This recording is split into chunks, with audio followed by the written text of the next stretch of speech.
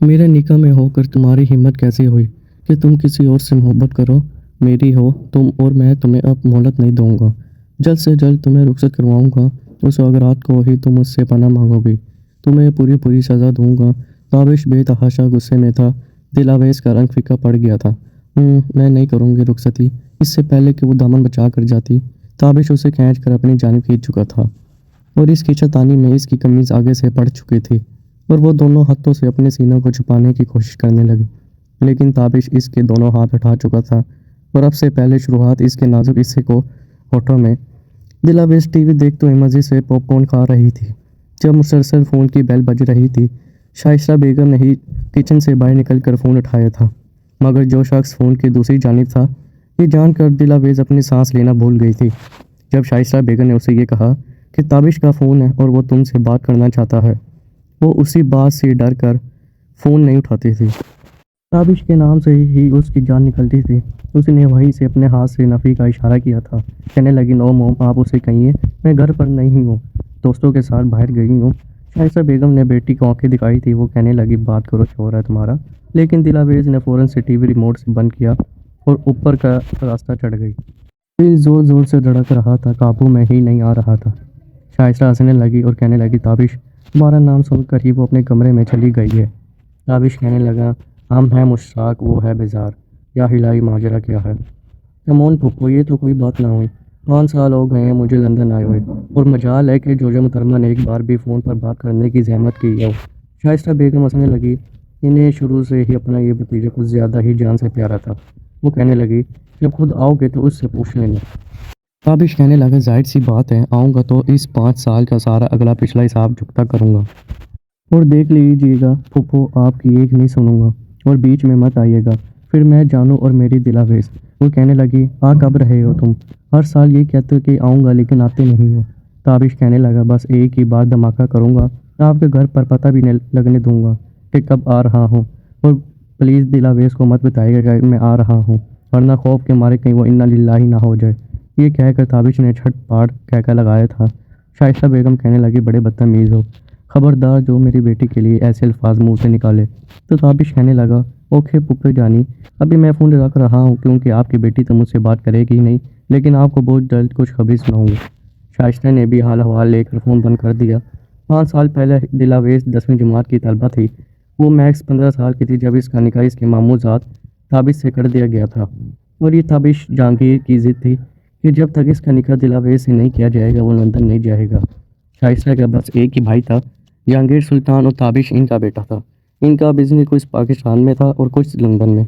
खुद ज़्यादातर वो लंदन में ही रहते थे, लेकिन ताबिश और इनकी बीवी सुफियाना पाकिस्तान में ही रहते थे। सुफियाना और शाइस्ता में नंद बोश वाला रवायती रिश्ता नहीं था। दोनों के घर भी बराबर में ही थे और मोहब्बत भी बहुत थी। शाइस्ता की और सुफियाना की शादी तो एक साथ ही हुई थी, लेकिन शादी के 1 साल बाद ही ताबिश सुफियाना और जहांगीर की गोद में आ गया था। लेकिन शाइस्ता की गोद 7 साल खाली रही। बड़ी मिन्नतों मुरादों के बाद शाइस्ता की गोद में एक नन्ही सी परी आई थी। वो वाकई कोई परी ही थी, बेतहाशा खूबसूरत, बिल्कुल जापानी गुड़िया लगती थी। ताबिश 7 साल का था जब उसने इस नन्ही परी को देखा था। तभी वो उसे बड़ी खूबसूरत और प्यारी सी लगी थी। सुनहरी बादामी आंखें अपनी गोद में लेकर उसे बैठा हुआ था। बार बार सुफियाना से पूछ रहा था, मम्मा ये डोल अल्लाह ताला ने फूफो को दी है। सुफियाना कहती, हाँ ये डोल फूफो को दी है। कहने लगा, उसे मैं रख लूँ? She is so pretty. Shaista अपनी भतीजे की बात सुनकर हंसने लगी और कहने लगी कि बड़ी मुश्किल से तो अल्लाह ने मुझे दी है, मैं तुम्हें क्यों दे दूँ? जब भी ताबिश का अपने घर में दिल नहीं लगता, वो अपनी फूफो के घर आ जाता था और फिर कई कई घंटे दिलावेश के पास बैठता। कभी उसके चेहरे पर उंगली फेरता रहता तो कभी उसकी आंखों को देखता रहता था। इसके नन्हे मुंह हाथ अपने हाथ में लेकर चूमता रहता। बस एक अजीब सी कशिश थी जो उसे महसूस होती थी। फिर कोई दूसरा बहन भाई भी नहीं था, इसलिए कब वो इस मोमी गुड़िया का हादी होने लगा उसे पता ही नहीं चला। सबसे पहले मसला इस वक्त हुआ जब दिलावेश 4 साल की हुई थी। वो स्कूल जाने लगी थी। इस वक्त ताबिश 11 साल का था। जिस स्कूल में वो पढ़ता था उसी स्कूल में दिलावेश को भी दाखिल करवाया गया और वो इसकी यूँ हिफाजत करता था जैसे इसका मुहाफिज हो। वो घर आ जाता, उसे लिखना सिखाता, लेकिन दिलावेश उससे बहुत घबराती थी। शायद इसलिए कि वो इसकी गलती पर उसे डांट देता था और इसे ताबिश के अलावा कभी किसी ने डांटा नहीं था। शाइस्ता तो अपनी बेटी पर जान निचार करती थी। बस यही हाल राहिल साहब का भी था। 8 साल बाद अल्लाह ने बेटी दी थी, इसलिए वो दोनों इसके लाड और नखरे ही उठाते थे। आहिस्ता आहिस्ता वक्त गुजरने लगा। जैसे जैसे दिलावेश बड़ी होने लगी اسے تابش ایک آنکھ بھی اچھا نہیں لگتا تھا کیونکہ وہی اسے پڑھاتا تھا اور بڑی سختی سے باز پرست بھی کرتا تھا۔ اس کا ٹیسٹ غلط ہوتا تو اسے ڈانٹ دیتا، اسے کہتا کھڑی ہو کر یاد کرو۔ وہ کھڑی ہو کر بھی جب یاد کرنے لگتی تو وہ غصے سے اس پر چلانے لگتا، دلاویز اگر تمہاری آواز نکلی تو میں تمہاری جان نکال لوں گا، بند کرو اپنا رونا دھونا، صاف کرو اپنے آنسو، اور اب تمہاری آنکھوں سے آنسو نہیں نکلنے چاہیے۔ دلاویز کا تو دل یوں ہوتا جیسے سینے میں دھڑکنا بھول گیا، وہیں چپ کر جاتی، آنسو بھی خوش ہو جاتے، وہ سسکیاں بھی بند ہو جاتی، اتنی ڈرتی تھی وہ اس سے۔ دلاویز نے کیا پہنا ہے، کیا پڑھنا ہے، ان سب کا فیصلہ تابش کرتا تھا۔ ایک بار دلاویز کی برتھ ڈے تھی اور اسے پنک فیری فراک پسند آیا تھا، لیکن تابش کو اس کے لیے وائٹ کلر کا فراک اچھا لگا تھا۔ وہ کہنے لگا دلاویز تم یہ پہنو گی؟ اس نے کہا تابش مجھے یہ نہیں پسند، باربی فراک پسند ہے، لیکن اس کی خوبصورت آنکھوں سے وہ سہم گئی تھی۔ پھر وہی پہنا جو تابش کو پسند تھا، لیکن جیسے جیسے وہ بڑی ہوتی گئی اسے تابش نام سے بھی چڑ ہونے لگی تھی۔ اسے لگتا تھا کہ وہ شخص اس کا حاکم ہے اور وہ اس کی غلام، جو وہ چاہتا ہے وہی ہوتا ہے، اور ایسا ہی ہوا بھی تھا۔ جب وہ 9th میں تھی تو کہنے لگی کہ وہ 9th کلاس میں سائنس لے گی، لیکن تابش نے کہا کہ نہیں تم کمپیوٹر سائنس لو گی، کیونکہ آج کل اس کی بہت ویلیو ہے۔ لیکن اسے میڈیکل میں دلچسپی تھی، وہ ڈاکٹر بننا چاہتی تھی، لیکن تابش نے صاف انکار کر دیا کہ دلاویز تم وہی پڑھو گی جو میں تم سے کہہ رہا ہوں، کیونکہ تمہیں تو عقل ہے ہی نہیں، تمہیں کیا پتہ تمہارے لیے کیا ٹھیک ہے۔ اب کیا ان سب کو یہی لگتا تھا اس بھولی بھالی مومی گڑیا میں عقل نام کی کوئی چیز نہیں ہے، ساری عقل تو اس تابش صاحب کے اندر ہے جو کہ ذہین، فطین اور پڑھنے میں بہت آگے ہے، پورے اسکول میں ٹاپ کرتا ہے، بورڈ میں بھی اس نے ٹاپ ہی کیا تھا، اس لیے دلاویز کے لیے فیصلہ تابش کا ہی چلتا تھا۔ لیکن جب وہ 10ویں جماعت میں آئی تو ایک دھماکہ تھا جو اس کے سر پر اٹھا تھا۔ جہانگیر صاحب لندن سے پاکستان آئے تو ایک نیا فیصلہ سنایا تھا، وہ کہنے لگے کہ اس بار سفیانہ اور تابش کو اپنے ساتھ لندن لے کر جائیں گے، باقی تعلیمی سلسلہ تابش وہیں پر پورا کرے گا اور اپنے باپ کا بزنس بھی سنبھال لے گا۔ لیکن تابش نے صاف انکار کر دیا اور کہنے لگا مجھے دلاویز کی بہت عادت ہو گئی ہے، میں اس کو دیکھے بنا نہیں رہ سکتا، اور لندن تو بہت دور ہے، میں نہیں جاؤں گا۔ لیکن دل ہی دل میں دلاویز بڑی خوش تھی کہ اچھا ہے یہ مونسٹر اس کی زندگی سے دور چلا جائے، جس کا خوف ہر وقت اس کے ارد گرد رہتا تھا، وہ کھل کے سانس تک نہیں لے سکتی تھی۔ جیسے ہی اسے پتہ چلا کہ چند روز بعد اس کے ماموں ممانیوں تابش کو ساتھ لے کر جا رہے ہیں، وہ بہت زیادہ خوش تھی، لیکن تابش اتنا ہی پریشان تھا۔ پہلے تو اس نے اپنے والد سے صاف کہہ دیا کہ وہ پھپھو کے پاس رہ لے گا، لیکن لندن نہیں جائے گا۔ سفیانہ بھی لندن جانے کے حق میں نہیں تھی، کیونکہ اس کی شائستہ سے بہت محبت تھی، وہ روئی جا رہی تھی، کہتی تھی کہ آپ تو بس اپنا بزنس کے چکر میں بھاگ دوڑ میں لگے رہتے ہیں، میں وہاں کے لیے انگریزوں کے بیچ میں جا کر کیا کروں گی۔ لیکن بھائی کی عزت تھی، اس بار وہ بیوی اور بیٹے کو ساتھ لے کر جائے گا۔ وہ کہنے لگا کہ تابش کے مستقبل کا سوال ہے۔ تابش نے جب سارے خرچے آزما لیے، لیکن اس کے والد اپنی بات پر ڈٹے رہے، تو ایک دن اپنے والد کے کمرے میں چلا جائے، دروازے پر دستک دی، اس کے والد اور والدہ دونوں جاگ رہے تھے، انہوں نے کہا کہ دروازہ کھلا ہے، اندر آ جاؤ۔ اس نے دروازے کا نوب گھمایا، سامنے ہی جہانگیر صاحب اور سفیانہ بیٹھے تھے، وہ ان کے سامنے آ کر بیٹھ گیا، کہنے لگا ڈیڈ مجھے آپ سے بات کرنی ہے۔ انہوں نے کہا ہاں بولو کیا کہنا ہے۔ وہ کہنے لگا میں آپ کے ساتھ لندن اسی صورت جاؤں گا جب آپ میرا نکل دلاویز سے کریں گے۔ یہ بات سن کر دونوں ہی اچنبھے میں آئی تھے، کہنے لگے تمہارا دماغ تو درست ہے، تمہیں اندازہ ہے تم کیا کہہ رہے ہو؟ تابش کہنے لگا جی میں بالکل ٹھیک کہہ رہا ہوں، کیونکہ مجھے وہ اچھی لگتی ہے اور مجھے شادی اسی سے کرنی ہے۔ سفیانہ اس کے پاس آ گئی اور کہنے لگے ٹھیک ہے تمہیں وہ اچھی لگتی ہے، لیکن بیٹا ابھی اس کی شادی کی عمر نہیں ہے۔ تابش کہنے لگا میں نے کب کہا ہے کہ اب مجھے رخصتی کروا دیں، میں بھی جانتا ہوں کہ وہ ابھی میٹرک کلاس میں پڑھتی ہے، ابھی اسے اور تعلیم حاصل کرنی ہے، میں صرف نکاح کا کہہ رہا ہوں۔ جہانگیر کہنے لگے کیا ہے، مجھے نہیں لگتا کہ یہ کوئی نکاح کا موقع ہے، اور پھر راحیل کبھی نہیں مانے گا۔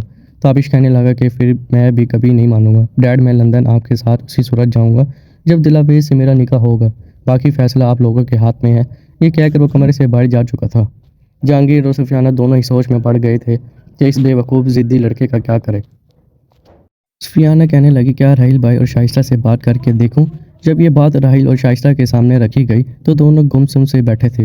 شائستہ کا تو اپنا بھتیجا شروع سے ہی دل عزیز تھا، وہ دلی خواہش بھی تھی کہ لیکن راحیل اتنی جلدی نکاح کرنے کے حق میں نہیں تھے۔ لیکن جہانگیر نے بہت اصرار کیا تھا، کہنے لگا کہ آپ تو جانتے ہیں تابش بہت ضدی ہے، لندن نہیں جائے گا، پھر اپنے گھر کے بچے ہیں اور آپس میں شادی کرنے میں کوئی مذائقہ تو نہیں ہے۔ بھائی صاحب راحیل کہنے لگا بالکل گھر کے بچے اور ہمیں اس رشتے پہ اعتراض بھی نہیں ہے، لیکن میری بیٹی بہت چھوٹی ہے، میں اسے کسی بھی ایسے بندھن میں باندھنا نہیں چاہتا۔ ابھی تو وہ نہ سمجھی، لیکن جہانگیر اور سفیانہ کے اصرار تھا، پھر شائستہ بھی رضامند تھی، اس لیے راحیل صاحب کو چپ رہنا پڑا۔ لیکن دلاویز تو بالکل ہر بات سے انجان تھی، اسے تو پتہ ہی نہیں چلا کہ کب اس کی قسمت کا فیصلہ تابش کے حق میں ہو چکا تھا۔ وہ مومی گڑیا کب دلاویز راحیل سے دلاویز تابش بن گئی۔ وہ تو اس دن چوکی تھی جب اس کی ممانی نے اسے خوبصورت سی میکسی لا کر دی تھی کہ اسے پہن کر تیار ہو جاؤ، نہ شام کو سب مہمان آئیں گے۔ سب کو لگا کہ وہ چھوٹی ہے، اس سے پوچھنا ضروری نہیں، ویسے بھی اسے سمجھ نہیں ہے، بچی ہے، اس لیے جو کہیں گے چپ چاپ مان لے گی۔ لیکن جب نکاح کا وقت آئے تو وہ بالکل گمسم چپ سی تھی۔ نکاح اخبار 3 بار پوچھتا تب جا کے شائستہ نے اس کا باسو دبایا تھا تو وہ چوکی تھی۔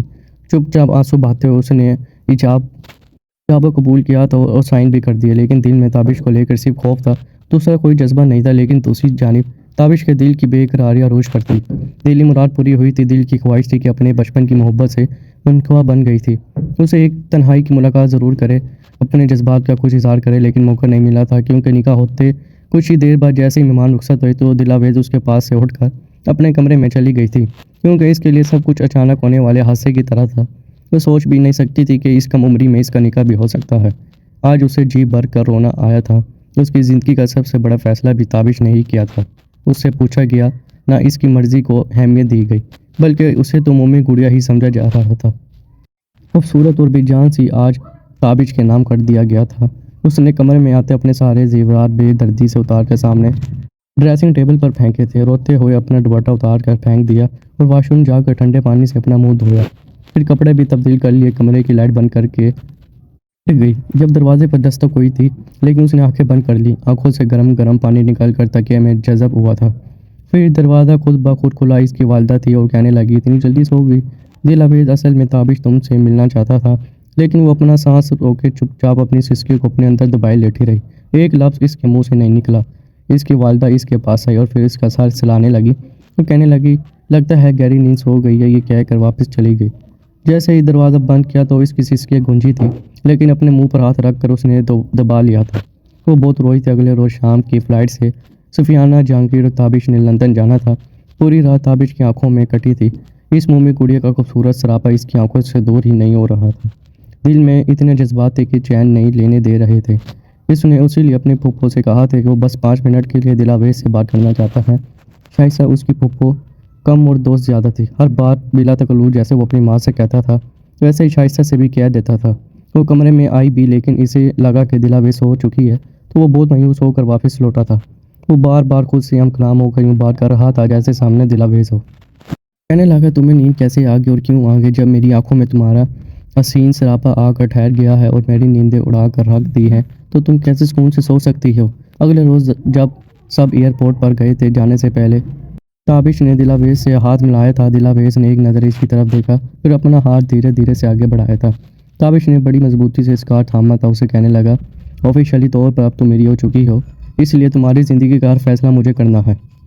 کمپیوٹر سائنس پڑھو گی، تمہیں سمجھ آ رہی ہے نا کیا کہہ رہا ہوں تمہیں؟ پھر اس بات میں سر ہلا دیا، پھر گہری ٹھنڈی سانس لے کر سوچنے لگی کہ جب تمہاری نہیں تھی تب بھی فیصلہ تمہارا چل رہا تھا، ساری زندگی اب یہ شخص مجھے پہ اپنا فیصلہ مسلط کرتا رہے گا اور میں کسی غلام کی طرح پٹلی کی طرح بس وہی کرتی چلی جاؤں گی جو یہ چاہتا ہے۔ وہ جا چکا تھا اور دلاویز کو لگا کہ جیسے وہ کسی قید خانے سے آزاد ہوئی ہے، کھل کر سانس لے سکتی ہے۔ اس نے کمپیوٹر سائنس ہی لی تھی، لیکن دوستوں کے ساتھ گھومنے پھرنے چلی جاتی تھی، گھر میں بھی ہوتی تھی تو اپنی مرضی سے اپنی زندگی گزارتی تھی۔ جان اس کی اس وقت نکلتی تھی جب تابش کا فون آتا تھا اور یہ کہتا تھا کہ مجھے دلاویز سے بات کرنی ہے۔ وہ فوراً سے ورک آؤٹ کر جاتی تھی۔ وہ اپنے موبائل پر بھی تابش کا نمبر دیکھتے ہی موبائل آف کر دیتی تھی، یہ خوف سا اس پر طاری ہونے لگتا تھا، یہی سوچتی تھی کہ پتہ نہیں جب آئے گا تب کیا ہوگا۔ یہ سوچ اس کے پورے وجود میں سنسنی سی ڈور جاتی تھی، خوف ہی خوف اس کے پورے وجود میں سرسراہٹ کر جاتا تھا۔ شادی کے نام سے ڈر لگنے لگتا تھا، کیونکہ وہ اسے ڈراتا ہی آیا تھا، اس پر رب جماتا آیا تھا۔ بے شک وہ یہاں نہیں تھا، لیکن اس کا خوف اس کے سر پر سوار رہتا تھا۔ اب بھی یہی ہوا تھا، وہ کمرے میں آ کر غصے سے بیٹھ گئی، یہی سوچنے لگی کہ آخر یہ شخص کیوں اس کی زندگی سے غائب نہیں ہو جاتا، کاش کہ وہ کبھی واپس نہ آئے، لیکن وہ نہیں جانتی تھی کہ چند روز بعد ہی وہ واپس لوٹ آئے گا، وہ بھی بنا اطلاع دیے۔ وہ اپنے بغلے کے باغیچے میں بیٹھی تھی، اپنی ڈائری میں شاعری لکھ رہی تھی، بالکل کھوئی ہوئی تھی جب اسے ڈور بیل کی آواز سنائی دی تھی۔ چوکیدار پوچھ رہا تھا، اس نے کوئی توجہ نہیں دی، کیونکہ اکثر ملازمین گھر پر آتے جاتے رہتے تھے، نہ ہی اس نے دیکھنے کی زحمت کی کہ آیا کون ہے۔ تابش ٹیکسی میں آیا تھا، چوکیدار سے کہنے لگا، میرا سامان اندر لے جاؤ۔ وہ لاؤنج میں جانے لگا تو اس کی نظریں باغیچے میں بیٹھی ہوئی دلاویز پر پڑی تھی۔ وہ تو اسے دیکھ کر آنکھیں پلٹنا بھول گیا تھا، اب تو وہ مومی گڑیا بے حد خوبصورت ہو چکی تھی، اس کے لمبے گھنے بال کھلے ہوئے تھے، وہ اپنے آپ میں اس قدر مگن تھی کہ اسے بالکل بھی ہوش نہیں تھی۔ مگر اچانک سے نظر اپنے سامنے کسی کے شوز پر پڑی۔ وہیں سے نظروں کا سفر شروع ہوا تھا، لیکن جیسے ہی اس نے سامنے کھڑے شخص کو دیکھا تو سانس لینا بھول گئی تھی۔ فوراً سے کھڑی ہو گئی۔ وہ اس وقت ایک عاشقیہ غزل رسالے سے پڑھ رہی تھی۔ جان بوجھ کر تابش نے اپنے چہرے پر غصے کے تاثرات پیدا کیے اور کہنے لگا، اچھا تو پڑھائی کرنے کے بجائے تم غزلیں پڑھتی ہو، بڑا شوق ہے تمہیں عشق کرنے کا۔ یہ سن کر تو دلاویز کے اوزان قطع ہو چکے تھے۔ فوراً سے وہاں سے جانے لگی، لیکن تابش نے اسے بازو سے پکڑا اور اپنے مقابل کھڑا کر لیا۔ ایک بھرپور نظر اس پر ڈالی تو وہ کہنے لگا، سکھاؤں تمہیں عشق کیسے کرتے ہیں۔ کی بات سن کر اور اس کا خمار آلود لہجہ سن کر اس کے رہے سے اوزان بھی ختم ہو گئے تھے۔ کہنے لگی، میرا ہاتھ چھوڑو تابش۔ لیکن تابش کو سب کچھ اچھا لگ رہا تھا۔ کہنے لگا، میرا فون کیوں نہیں اٹھاتی تھی، بات کیوں نہیں کرتی تھی مجھ سے۔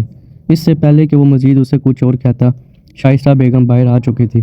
اس نے جلدی سے اس کا ہاتھ چھوڑ دیا اور تیزی سے لاؤنج کے کھلے دروازے کے اندر گئی تھی۔ شائستہ نے جب تابش کو دیکھا تو حیران رہ گئی۔ وہ فوراً سے اس کے پاس آیا اور شائستہ کے گلے لگ گیا۔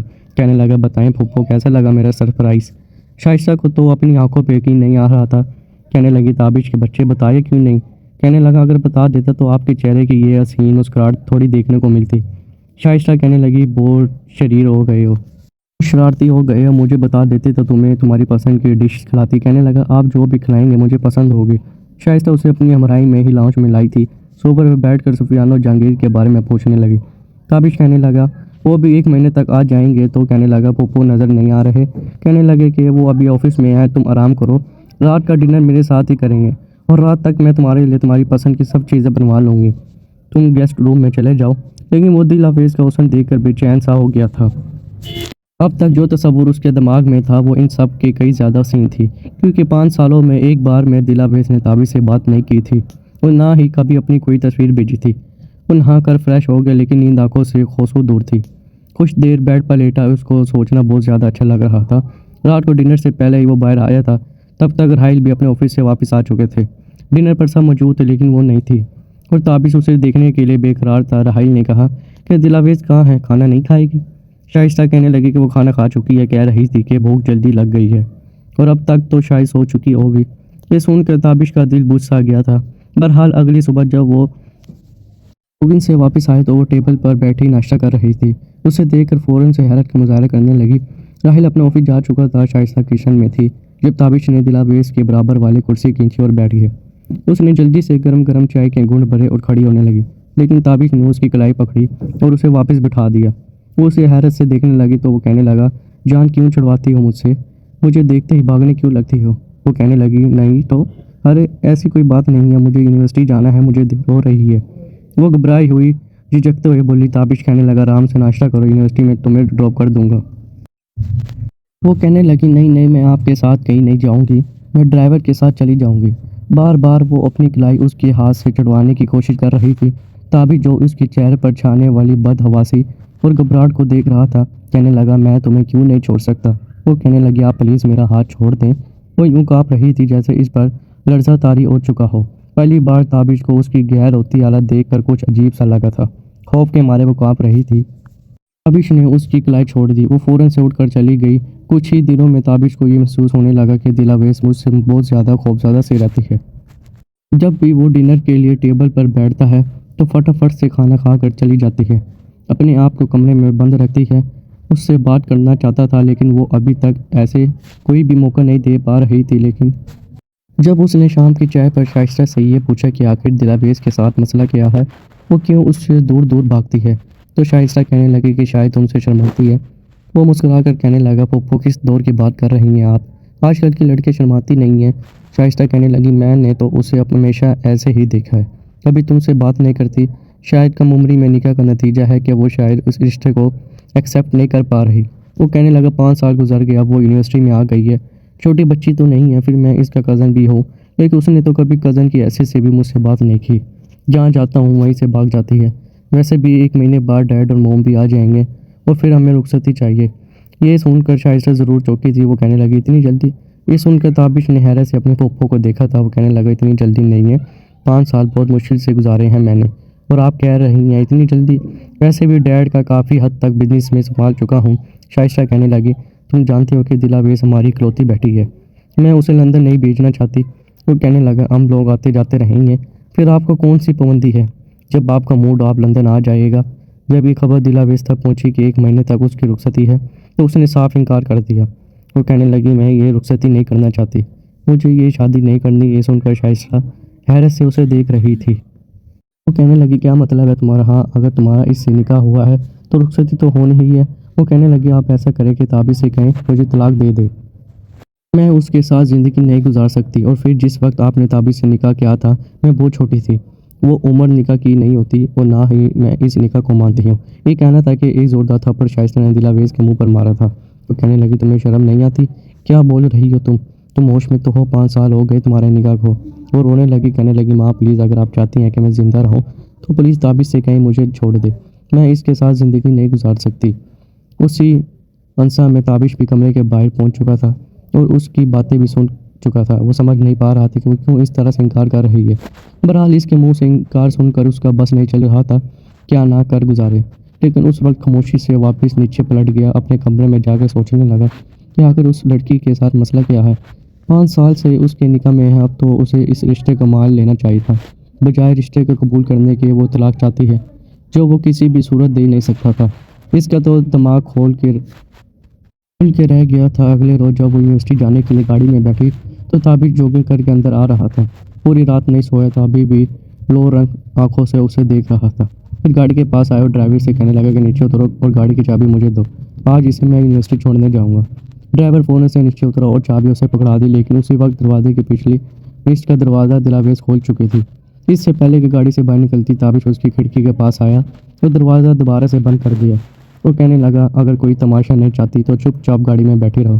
یہ کہہ کر اس نے ڈرائیونگ سیٹ سنبھالی اور زور سے فرنٹ ڈور بند کیا، گاڑی سٹارٹ کی اور کافی تیز رفتاری سے گھر سے باہر نکلا۔ دلاویز کی رنگن سفید پڑ چکی تھی کہ وہ اسے یونیورسٹی نہیں لے کر جا رہا تھا بلکہ ساحل سمندر لے کر آیا تھا۔ جس قدر وہ غصے میں تھا وہ بالکل چپ تھی، کچھ نہیں بول پا رہی تھی۔ ساحل سمندر پر جا کر تابش نے گاڑی کو بریک لگائی تھی اور کافی رف ڈرائیونگ کرتے ہوئے وہ ساحل سمندر پر پہنچا تھا۔ پھر اس نے اپنا دروازہ کھول کے زور سے بند کیا کہ دلاویز کا دل کانپ کے رہ گیا۔ پھر پچھلی لسٹ کا دروازہ کھولا اور اس کا بازو پکڑ کر اسے باہر نکالا۔ وہ کہنے لگا بتاؤ مسئلہ کیا ہے تمہارے ساتھ؟ یہ کیا ڈرامہ لگا رکھا ہے تم نے؟ رخصتی سے انکار کیوں کر رہی ہو؟ یہ سننا تھا کہ دلاویز کی حالت ایسی تھی جیسے غش کھا کر گر پڑے گی۔ وہ اس قدر خوفزدہ تھی کہ وہ منہ سے الفاظ ادا نہیں ہو پا رہے تھے، بار بار اپنے بازو چھڑوا رہی تھی۔ کہنے لگی مجھے نہیں کرنی آپ سے شادی۔ وہ بے حد غصے میں تھا، کہنے لگا کیوں نہیں کرنی شادی؟ میری تم سے ہو چکی ہے، تم میری بیوی ہو۔ وہ کہنے لگی میں نہیں مانتی ایسی شادی کو، میں اس وقت بہت چھوٹی تھی اور میں یہ بھی نہیں جانتی تھی کہ میرا نکاح آپ سے ہو رہا ہے۔ مجھ سے تو کسی نے پوچھا تک نہیں، اگر پوچھا ہوتا تو میں اسی وقت انکار کر دیتی۔ وہ کہنے لگا کہ انکار کرتی تو اس انکار کی وجہ کیا ہے؟ وہ کہنے لگی مجھے نہیں اچھے لگتے میں آپ کے ساتھ زندگی نہیں گزار سکتی۔ تابش کہنے لگا کہ مجھے وجہ بتاؤ۔ اس وقت دلاویز کو کچھ بھی سمجھ نہیں دے رہا تھا۔ اس نے کہا کہ بس نہیں کر سکتی۔ یہ کہنے کے بعد اس نے اپنا بازو چھڑوایا اور گاڑی میں جا کر بیٹھ گئی۔ کہنے لگی مجھے گھر چھوڑ دے۔ تابش کہنے لگا کہ میں گھر تمہیں اسی صورت چھوڑوں گا جب تم رخصتی کے لیے حامی بھرو گی۔ وہ کافی دیر روتی رہی، سسکی سے روتی رہی، لیکن تابش کو پرواہ نہیں تھی۔ وہ کہنے لگا جلدی بتاؤ ورنہ میں تمہیں گھر لے جانے کے بجائے ہوٹل کے کمرے میں لے جاؤں گا اور آج ہی اپنا حق ڈانکے کی چوٹ پر وصول کروں گا۔ یہ سن کر دلاویز کی جان نکل گئی تھی، روتے ہوئے کہنے لگی ٹھیک ہے میں کسی سے کچھ نہیں کہوں گی، مجھے گھر چھوڑ دے پلیز۔ تب بھی تابش گاڑی میں بیٹھا اور جیسے ہی بنگلے کی پورچ میں گاڑی کھڑی کی تھی سب سے پہلے دلاویز نے پچھلی نشت کا دروازہ کھولا تھا اور اپنے کمرے میں چلی گئی، اپنا موبائل فون لیا اور کسی کو کال کی اور رونے لگی، کہنے لگی مجھے بچا لو پلیز، مجھے بچا لو، میں اس شخص کے ساتھ شادی نہیں کر سکتی کیونکہ میں تم سے محبت کرتی ہوں۔ دلاویز بیڈ پر سو رہی تھی، اسی اور اسی لباس میں یہ دیکھ کر تو تابش کے تن بدن میں آگ لگی تھی۔ آج تو وہ اس سے کئی صاحب بے پاک کرنے کے بارے میں سوچ رہا تھا، بہت کچھ پوچھنا چاہتا تھا۔ بڑے غصے سے وہ اس کے پاس گیا، کہنے لگا کہ شرافت سے اٹھ کر بیٹھو دلاویز، یہ ڈرامے میرے سامنے مت کرو، تمہیں پہلے ہی کہہ چکا تھا کہ شادی کی رات مجھے کوئی بھی ڈرامہ نہیں چاہیے۔ وہ اس کے سر پر کھڑا بول رہا تھا لیکن اس نے آنکھیں نہیں کھولی۔ تبھی تابش نے کہا دلاویز میں تم سے کہہ رہا ہوں اٹھ کر بیٹھو، میں جانتا ہوں تم نہیں سو رہی، بس میرے سوالوں سے بچنے کے لیے سب کر رہی ہو۔ لیکن وہ ابھی بھی بے ضد لیٹی ہوئی تھی۔ اس نے دلاویز کو ہاتھ سے لانے کی کوشش کی لیکن وہ ابھی بھی ویسی تھی۔ یہ دیکھ کر تو تابش گھبرا گیا تھا، اسے اب تشویش ہونے لگی کہ آخر ہوا کیا ہے۔ بار بار کہنے لگا دلاویز اٹھو، تمہیں ہوا کیا ہے؟ لیکن یوں لگ رہا جیسے وہ بے ہوش پڑی ہے۔ جب اس کی نظر اس کے ہاتھ پر پڑی تو اس کے ہوش اٹھ کے رہ گئے تھے کیونکہ نیند کی گولیاں کا خالی ریپر اس کے ہاتھ میں تھا وہ کافی ہائی ڈوز تھی جو اس نے کھائی تھی۔ تابش کے تو سان خطا ہو گئے تھے، وہ اسے بری طرح سے جھنجھوڑ رہا تھا لیکن وہ ہوش میں نہیں آ رہی تھی۔ اس نے دلاویز کے رخسار ٹپ ٹپ آنے شروع کیے لیکن کوئی فائدہ نہیں ہوا، اس سے جان پر بن گئی تھی۔ اس نے جب کمرے سے باہر دیکھا تو اس کی والدین اپنے کمرے میں سو چکے تھے۔ اس نے اسے گود میں اٹھایا اور لاؤنج سے باہر لے گیا، ڈرائیور سے کہا کہ جلدی سے گاڑی نکالو اور چوکیدار سے کہا کہ اس کے والدین سے کچھ نہ کہیے۔ اسی طرح اسے اسپتال لے کر گیا تھا۔ ڈاکٹر نے ٹریٹمنٹ شروع کیا اور کہنے لگے کہ اگر ایسا بھی کیا ہوا کہ شادی کی رات لڑکی نے کچھ خوشی کی کوشش کی۔ ڈاکٹر کی بات ہر وہ کیا بتاتا، وہ سوچ بھی نہیں سکتا تھا کہ یہ لڑکی اتنی بڑی بے وقوفی کر سکتی ہے۔ آخر کون تھا وہ نوجوان جس کی محبت کی خاطر اس نے اتنا بڑا قدم اٹھایا تھا کہ اپنی جان کی بھی پرواہ نہیں کی تھی۔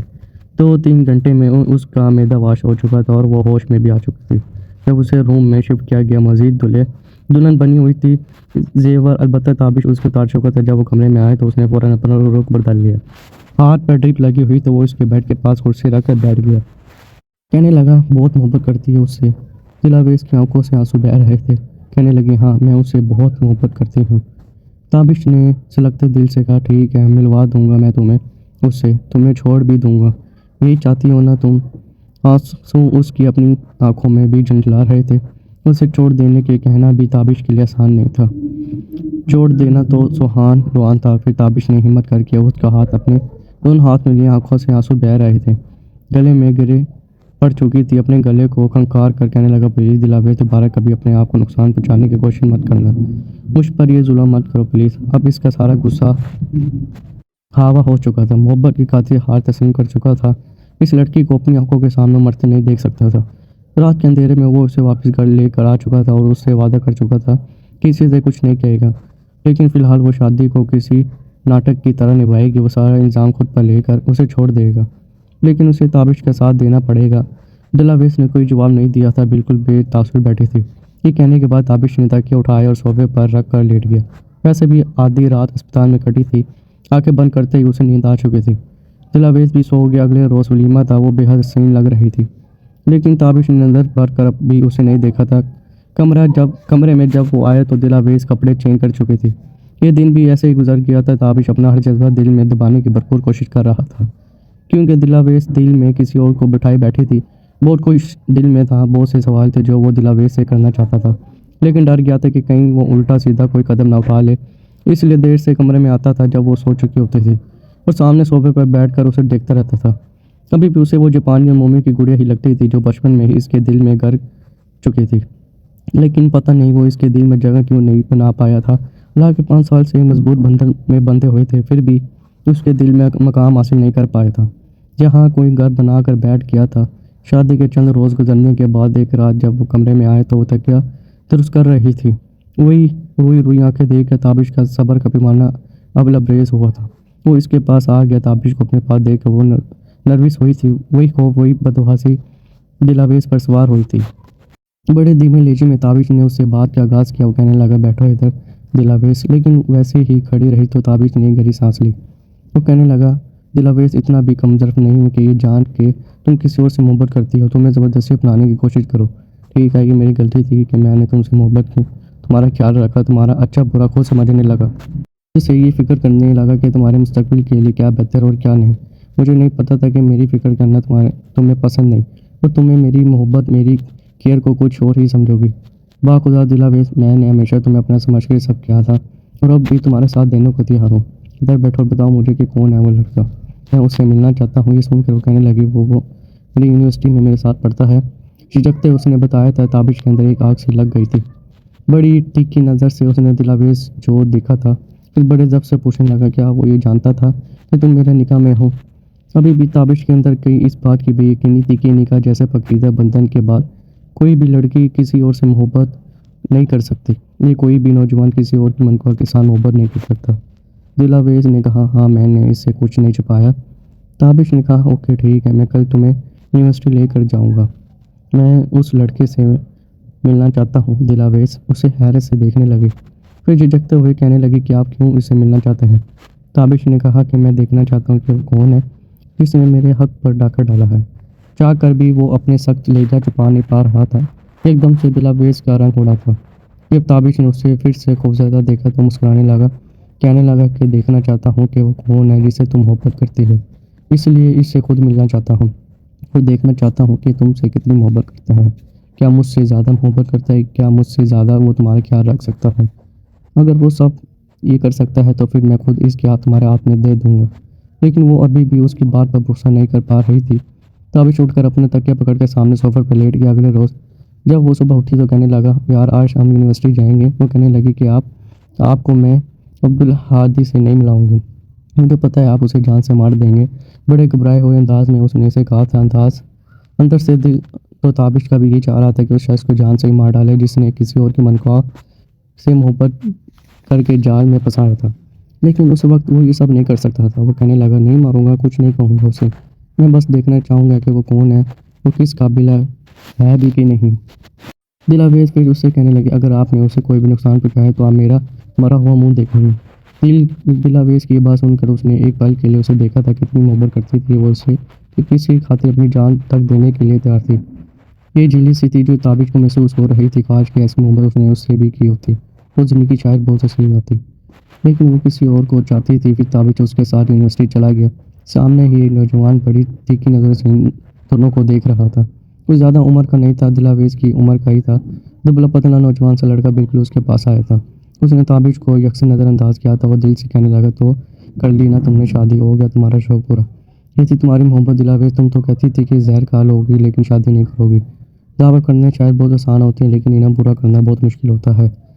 دلاویز پھر اس کی آنکھوں سے آنسو بہنے لگے۔ اس سے پہلے کہ وہ کچھ اور کہتے تابش کہنے لگا، ایک منٹ مجھ سے بات کرو۔ اس نے تابش کی طرف دیکھا تو کہنے لگا، میرے نزدیک آپ کی اتنی بھی اہمیت نہیں ہے کہ میں آپ سے بات کرنا پسند کروں۔ تو اس نے کہا کہ اس وقت میں یہاں پر صرف تم سے بات کرنے کے لیے آیا ہوں، چلو میرے ساتھ یہ بیٹھ کر آرام سے بات کرتے۔ اس نے تیکھی نظر سے اس کو دیکھا تھا۔ وہ کہنے لگا، میں کیوں جاؤں؟ تو تابش کہنے لگا، اس لیے کہ تمہاری خاطر میری بیوی نے شادی کے راز زہر کھایا تھا۔ یہ سن کر اس نے برجستہ دلاویز کی طرف دیکھا تھا تو تابش کہنے لگا، اب تم شرافت سے چلو گے یا ہمیں دوسرے طریقے سے تمہیں اپنے ساتھ لے کر جانا ہوگا۔ وہ نوجوان یونیورسٹی سے باہر نکل گیا، ساتھ ہی تابش بھی باہر نکل چکا تھا۔ گاڑی کی فرنٹ ڈور کھول کر تابش بیٹھ گیا، وہ نوجوان اس کے برابر والی سیٹ پر بیٹھ گیا۔ دلاویز بھی پیچھے سیٹ پر بیٹھ گئی۔ گاڑی اس نے 3 دوڑ پر رواں دواں کر دی۔ وہ کہنے لگا، کیا کرتے ہو تم؟ تو وہ نوجوان کہنے لگا کہ میں تمہیں بتانا ضروری نہیں سمجھتا، تم ہوتے کون ہو مجھ سے یہ سب پوچھنے والے؟ عبدالہادی نے بڑی اکڑ سے جواب دیا تھا۔ تابش کہنے لگا، دیکھو میں تم دونوں کے راستے سے ہٹ سکتا ہوں لیکن اپنی بیوی کو کسی ایسے شخص کے حوالے تو نہیں کر سکتا نہ جس کا کوئی مستقبل ہی نہ ہو، اس لیے میرا یہ پوچھنا بہت ضروری ہے کہ تم کیا کرتے ہو، تمہارے پاس کیا ہے؟ اگر میں دلاویز کو طلاق دے بھی دوں تو تم اسے کیسے زندگی دے سکتے ہو؟ یہ بات سن کر کچھ دیر تو عبدالہادی چپ رہا، پھر اس کے بعد کہنے لگا کہ میں ایک مڈل کلاس فیملی سے تعلق رکھتا ہوں اور مجھ پر میری فیملی کی بھی ذمہ داری ہے، پھر مجھے ایک اچھی جاب چاہیے اور اس کے بعد میری بڑی 2 بہنیں ہیں جس کی شادی کی ذمہ داری بھی مجھ پر ہے، اس کے بعد ہی میں دلاویز سے شادی کر سکتا ہوں۔ وہ لڑکا نہ تو شکل و صورت میں بہت زیادہ ہینڈسم تھا اور نہ ہی اس کے پاس اتنی دولت تھی جتنی تابش کے پاس تھی۔ پتہ نہیں اس بے وقوف لڑکی کو اس لڑکے میں نظر کیا آیا تھا۔ بہرحال تابش نے اسے کہا کہ کتنا وقت لگے گا ان سب میں؟ تو وہ کہنے لگا، ابھی 2-3 سال کا وقت مجھے چاہیے، ابھی تو اگلے سال میرا BBA کمپلیٹ ہوگا اور اس کے بعد میں جاب کروں گا، اپنی بہنوں کی شادی کروں گی، 4 سال بھی لگ سکتے ہیں۔ اس نے کہا، 4 سال کا انتظار میں نہیں کر سکتا، میں تمہیں 1 سال کا وقت دے سکتا ہوں، 1 سال کے اندر تم جتنے بھی ایفرٹ کر سکتے ہو کرو، کم سے کم اتنا پیسہ کماؤ کہ دلاویز کے لیے ایک چھوٹا سا فلیٹ ہی لے سکو جس میں وہ ہر سہولت موجود ہے جس کی وہ عادی ہے۔ اگر تم بھی دلاویز سے واقعی محبت کرتے ہو تو اتنا تو اس کے لیے کر ہی سکتے ہو، اور آج کل آن لائن بہت سے بزنس ایسے ہیں جس سے کئی نوجوان لڑکے تعلیم کے ساتھ ساتھ بہت پیسہ بھی کما رہے ہیں، مجھے نہیں لگتا کہ تمہارے لیے یہ ٹاسک مشکل ہے۔ کچھ دیر تو وہ نوجوان سوچتا رہا، پھر کہنے لگا، ٹھیک ہے مجھے منظور ہے، میں جی جان لگا دوں گا اور 1 سال کے اندر اندر اس کے لیے ایک فلیٹ بھی خرید لوں گا۔ پھر تابش کہنے لگا، پھر میرا بھی تم سے وعدہ ہے 1 سال تک دلاویز میرے پاس ضمانت کے طور پر رہے گی، اگر یہ سال میں تم نے اپنا وعدہ نبھا دیا تو میں اسی طرح دلاویز کو تمہارے حوالے کر دوں گا۔ یہ کہنے کے بعد تابش نے گاڑی روک دی۔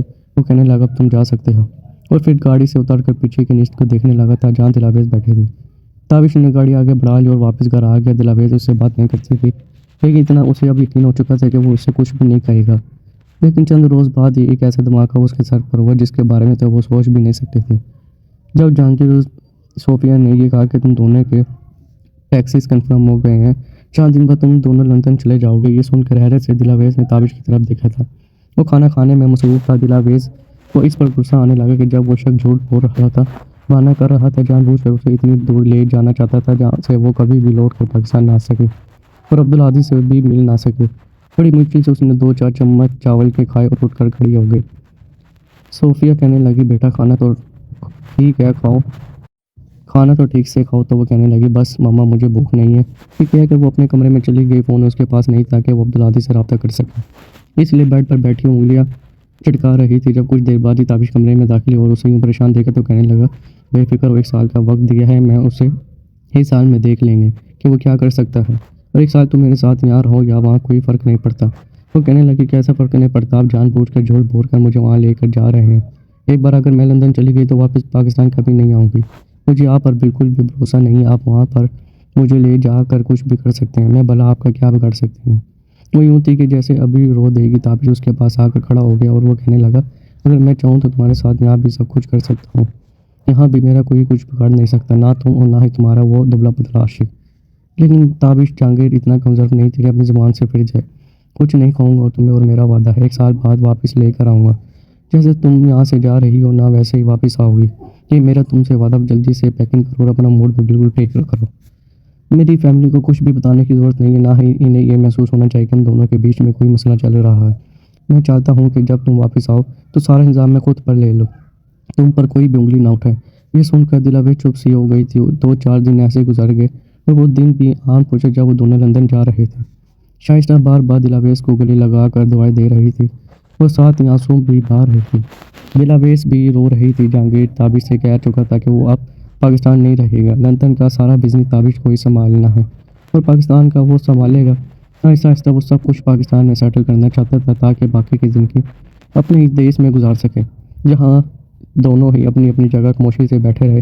لندن پہنچ کر اسے اب وہ ایک فلیٹ میں لے آیا تھا جو کافی بڑا تھا اور دنیا کی ہر سہولت اس میں موجود تھی۔ چند روز تو دلاویز کو کئی چیزیں دیکھنے اور سمجھنے میں لگ جاتے تھے۔ اس کے